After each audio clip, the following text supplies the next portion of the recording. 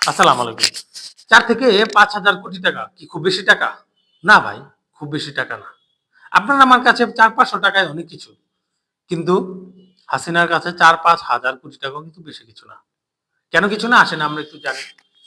কিছুদিন আগে আমরা জানতে পেরেছি যে আদানি সারা পৃথিবীর ১ নাম্বার ধনী হয়ে গিয়েছিল। সারা পৃথিবীর ১ নাম্বার ধনী। ভারতের না কিন্তু, সারা পৃথিবীর ১ নাম্বার ধনী। এলন মাস্ক, তারপরে বিল গেটস তাদেরকে ফেলে সারা পৃথিবীর ১ নাম্বার ধনী। তার কিছুদিন পরেই আবার সে ১ নাম্বার ধনী থেকে নিচে নেমে গিয়েছিল। কেন? কিছু একটা কেলেঙ্কারি ফাঁস হয়েছিল। সে কিভাবে দুর্নীতি করে, কিভাবে শেয়ারের দাম বৃদ্ধি করে, কিভাবে উল্টাপাল্টা কাজ করে সে ১ নাম্বার ধনী হয়েছিল। এই লোকের কোম্পানি বাংলাদেশের সাথে ওই সময় একটা চুক্তি করেছিল।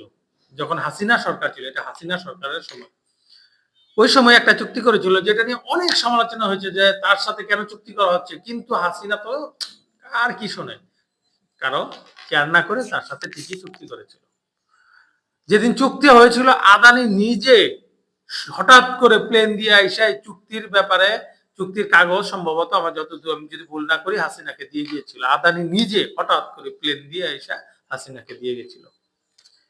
সেই আদানির কোম্পানির সাথে বাংলাদেশে একটা বিরাট চুক্তি হয়েছিল তখন যেই চুক্তির ফল এখন ভোগ করা হচ্ছে। কি ফল ভোগ করা হচ্ছে?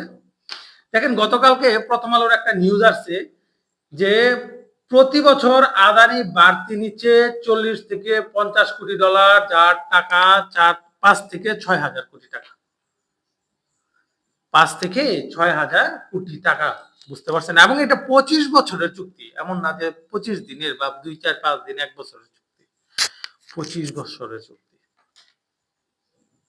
কেন এই ৫ থেকে ৬,০০০ কোটি টাকা এক্সট্রা নিতেছে আসেন একটু জানি। যখন ভারত থেকে আমদানি করা হতো আমদানি করা বিদ্যুতের দাম ছিল ৪.৪৬ সেন্ট, অর্থাৎ ৪ টাকা, ধরেন যে ৪ টাকা ৪৬ পয়সা, অর্থাৎ ৪.৪৬ সেন্ট। তখন আদানির সাথে চুক্তি হয়, পেয়ারে মোহাব্বত আদানির সাথে চুক্তি হয় ৮.৬১ সেন্ট। বুঝতে পারতেছেন? কই ৪ টাকা আর কই ৮ টাকা।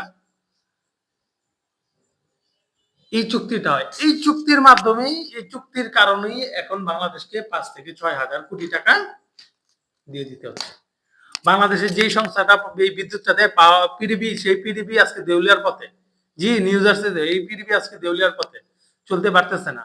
এই আদানিকে টাকা দেওয়া না, শুধু আদানি না, আরো যে বিদ্যুৎ প্ল্যান্ট গুলো আছে তাদের সাথে সরকারের চুক্তি হয়েছিল যে বসায় বসায় দিতে হবে, যদি কোনো কারণে বিদ্যুৎ উৎপাদন না করতে পারি আমরা, অথবা বিদ্যুৎ উৎপাদন না হয়, তাহলে বসায় বসায় দিতে হবে। যতগুলা পাওয়ার প্ল্যান্ট দরকার তার চেয়ে অনেক বেশি পাওয়ার প্ল্যান্ট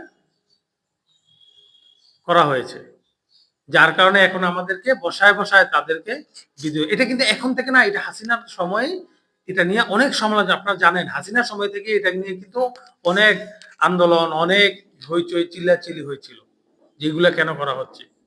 দেখেন এখনো তাদেরকে বসায় বসায় টাকা দিতে হচ্ছে। এই হচ্ছে আমাদের হাসিনার দেশ শাসন। এটা হচ্ছে হাসিনার দেশ শাসন।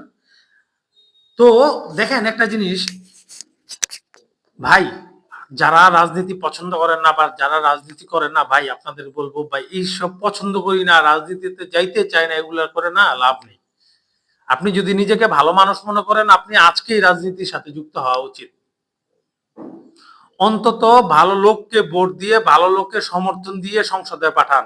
আপনি রাস্তায় বসে আন্দোলন করতে পারবেন, দাম কমান, দাম কমান। এই যে দাম বাড়ে এইভাবে, দাম বাড়ে এইভাবে, এই দামটা কারা বাড়ায়? ওই যে সংসদে বৈশা কলম দিয়ে খোঁচা দেয়, ওই যে সংসদে বৈশা হ্যাঁ জয়যুক্ত হয়েছে, হ্যাঁ জয়যুক্ত হয়েছে। হাসিনা যখন বলেছে যে এই আইন করতেছি, বিদ্যুতের ব্যাপারে কেউ কোনো প্রশ্ন তুলতে পারবে না, এই আইনের সাথে কে একমত? ওই যে হাসিনার চামচারা, হাসিনার যেই 299টা আসনের যে চামচা ছিল, ওই চামচারা হ্যাঁ হ্যাঁ হ্যাঁ হ্যাঁ দিয়ে তারপর হ্যাঁ জয়যুক্ত হয়েছে, হ্যাঁ জয়যুক্ত হয়েছে, বিল পাস হয়ে গেছে। এই বিল পাশ করে দেশের ১২টা বাজাইছে। বিদ্যুতের নিয়ে প্রশ্ন পর্যন্ত করা যেত না তখন। তো যাই হোক, এমন আইন ছিল। তো এই জন্য সংসদে আসলে ভালো মানুষ যাইতে হবে। হ্যাঁ, সংসদে যদি হাসিনার এগেইনস্টে ১৫০ সংসদ সদস্য থাকতো তাহলে কখনো এই ধরনের আইন কিন্তু পাস করতে পারত না। আর এজন্যই সংসদে ভালো মানুষ যাইতে হবে। এবার চমৎকার নির্বাচন হচ্ছে, নির্বাচনের পরিবেশ চমৎকার পরিবেশ চলছে। আশা করি এইবার নির্বাচনে অনেক ভালো মানুষ যাবে এবং আর হাসিনা সরকার হতে পারবে না। আর আপনি যারা নিজেদেরকে ভালো মানুষ মনে করেন, প্লিজ আপনারা এখনই সংসদ নির্বাচনে যান। প্রয়োজনে আপনার এলাকার মেম্বার হন। মেম্বার হইলেও তো একটা খারাপ মেম্বারের চেয়ে আপনি ভালো কিছু করবেন। আরে খারাপ, ও তো খারাপ, ও তো কাজ করে না। ও কাজ করে না, সেই জন্য ও চুরি বাটপারি ছাড়া তো ওর কোনো উপায় নাই। ও প্রকল্প নিয়ে আসবে, তার থেকে 50% মাইরা দিবে, 60% মাইরা দিবে, কিছু কাজ করবে, বাকি টাকা নিজে খায় ফেলবে, এরে দিবে, ওরে দিবে, শেষ। কিন্তু একটা ভালো লোক তো সে কাজ করে, তার ব্যবসা আছে, তার বাণিজ্য আছে, তার চাকরি আছে, সে কাজ করে, সে চুরি করার দরকার নাই তো। সেজন্য ভাই, আপনি যদি নিজেকে ভালো মানুষ মনে করেন, আপনার কাজকর্ম আছে, কাজকর্মের পাশাপাশি আপনি এই মেম্বার হন, চেয়ারম্যান হন, মেয়র হন, এমপি হন, আপনি আপনার পজিশন ঠিক করেন, যাতে ওই পজিশনে আরেকজন খারাপ লোক আইসা আপনার আমার উপরে নিয়ন্ত্রণ করতে না পারে। এই জন্য আমাদের রাজনীতি করা উচিত। ইনশাল্লাহ ভবিষ্যতে রাজনীতি করব, সেই রাস্তা তৈরি করতেছি। আপনিও আপনার জায়গা থেকে রাজনীতি করুন। আমি যদি পারি মেম্বার নির্বাচন হলে করবো, অর্থাৎ কমিশনার নির্বাচন হলেও করবো ভবিষ্যতে। কিন্তু ইনশাল্লাহ কমিশনার না, এর চেয়ে বড় কিছুই করার যদি আল্লাহ তৌফিক দেয়, অর্থ, কারণ নির্বাচন করার কারণ রাজনীতির জন্য অর্থ দরকার আছে।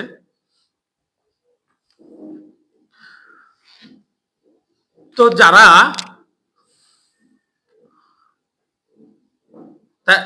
তো আদানি এইভাবে আমাদের দেশকে চুষে নিচ্ছে, ভারত এইভাবে আমাদের দেশকে চুষে নিচ্ছে। শুধু আদানি না, বাংলাদেশের সামিট গ্রুপ তারাও আমাদেরকে চুষে নিয়েছে, আমরা জানি এই নিউজগুলো। তো যারা আমার এই ভিডিওটা দেখলেন, ভালো লাগলে আমার চ্যানেলটিকে সাবস্ক্রাইব করবেন। আমার এই ইসের পরবর্তী ভিডিও দেখার জন্য আমার চ্যানেলটি সাবস্ক্রাইব করবেন, বেল আইকনটি দিয়ে রাখতে পারেন, অন করে রাখতে পারেন। আরো বিভিন্ন দেশের ন্যাশনাল, ইন্টারন্যাশনাল বিভিন্ন ধরনের নিউজ ইনশাল্লাহ পাবেন, যেখানে আমি বিভিন্ন কিছু বিশ্লেষণ করি নিজের নলেজ থেকে। তো আজকে এই পর্যন্ত। আসসালামু আলাইকুম।